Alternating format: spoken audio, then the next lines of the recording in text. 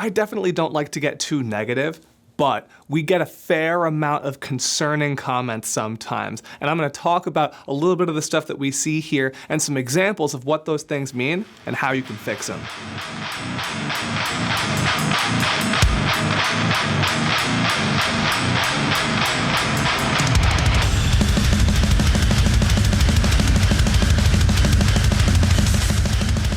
Number one on the list, coughing. This is definitely the number one comment we get with people that are asking questions about screaming here on our channel and our various socials. A lot of people wonder if they're supposed to feel coughing at the beginning when they're learning, or even if they're trying new things and working on improving.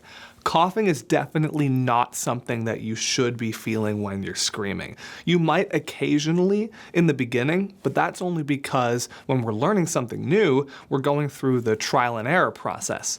And per that phrase, half of that is trial, half of that is error. We're gonna get it wrong some of the time. It is important to set aside time to know it's gonna happen wrong every now and again, but past that immediate learning point, the need to cough should go away.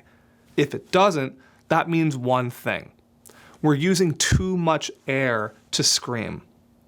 Whether that be for false chord screaming or fry screaming, when we're sending too much air through the vocal tract, what happens, instead of a scream, yeah, being nice and balanced, yeah, too much air ends up passing over the vocal cords too quickly that's not really getting used for anything with the sound.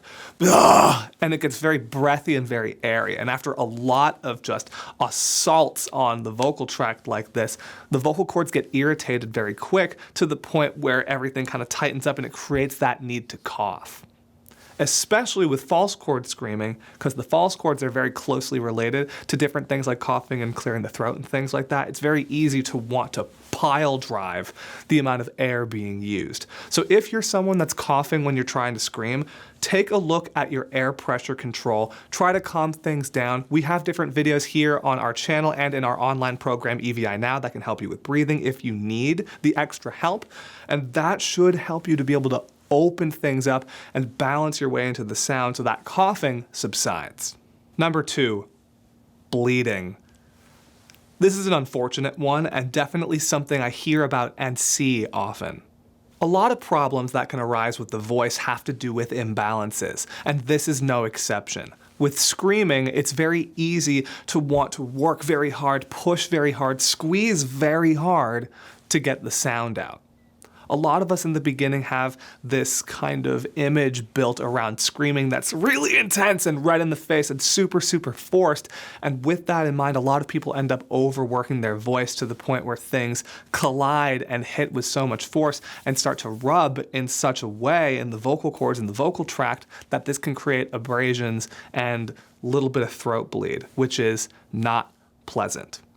If this has happened to you, that is just a sign that you are working much too hard. Take a few steps back, revisit the fundamentals of what these screams are and how to be able to build them up in the first place. You can use different resources of ours to be able to help get yourself there and understand more about what things like the false chord scream are, what the fry scream are, how to differentiate them, and how to make sure that you're not overworking yourself just to be able to get to the end result you want to get to. Number three, headaches. Kind of like I was just saying, where we think about what the traditional vocalist looks like in our heads and how much squeezing there is and going red in the face and just that intense overall look. A lot of times we try to put that into what we're doing and our own physical actions. And when we do that, because of how hard we're squeezing with the upper body, sometimes this makes it so the muscles of the throat get a little too tense. This cuts off just a little bit or sometimes just enough blood flow to the head that we create what's known as an oxygen deprivation headache. Sounds a lot scarier than it is, but it's definitely not good. That can create these kinds of feelings of unease, that kind of headache, and that sharp pain. Sometimes nausea can come along with that too.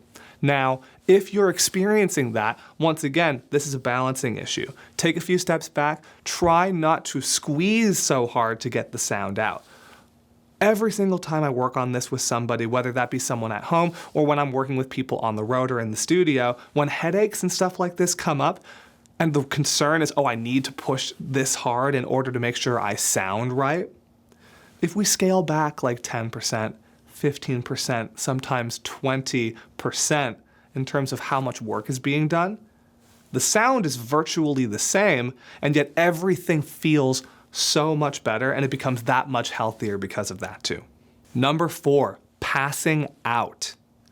I've known a handful of people that this has happened to on stage. I've known people to have this happen at home. It's not fun, and it's definitely dangerous to just fully pass out. This is an extension of what I was talking about with the oxygen deprivation headache from number 3 here on this list.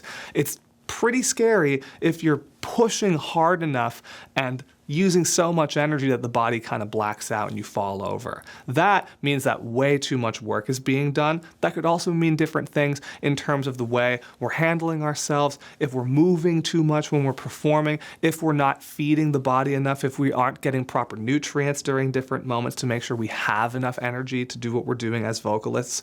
But generally, this is just overexertion, overall full body exhaustion.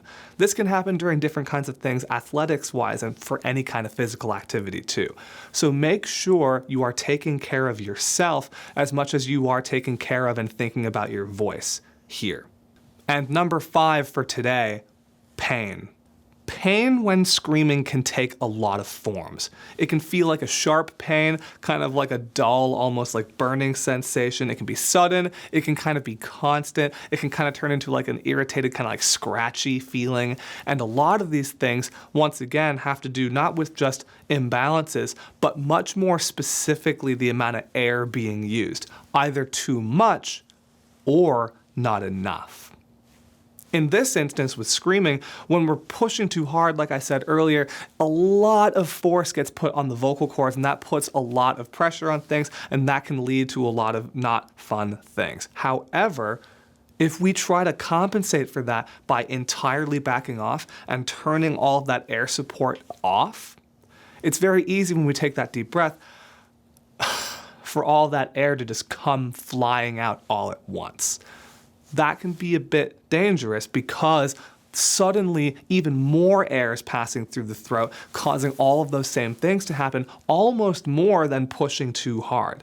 Like I keep saying, it's all about balance. And when we're trying to find our way through different kinds of screams, whether they're low or high, and everything in between, you want to make sure that you are adjusting what your air pressure is doing based on the activity and the vocal style at hand. Red flags like this can be scary and leave you asking a lot of questions and having a lot of uncertainty around what we're doing here. But have no fear, that's why I'm here to help you all, and I'm really glad that I'm able to answer these questions for you all here on our channel. There are definitely more red flags that we're going to be covering as well, and if anything else like this comes to mind that you're concerned about, leave a comment here on this video. Let's talk about it, and I'd love to help you address that here in one of these videos. I'm David Benites from Extreme Vocal Institute, and keep screaming responsibly.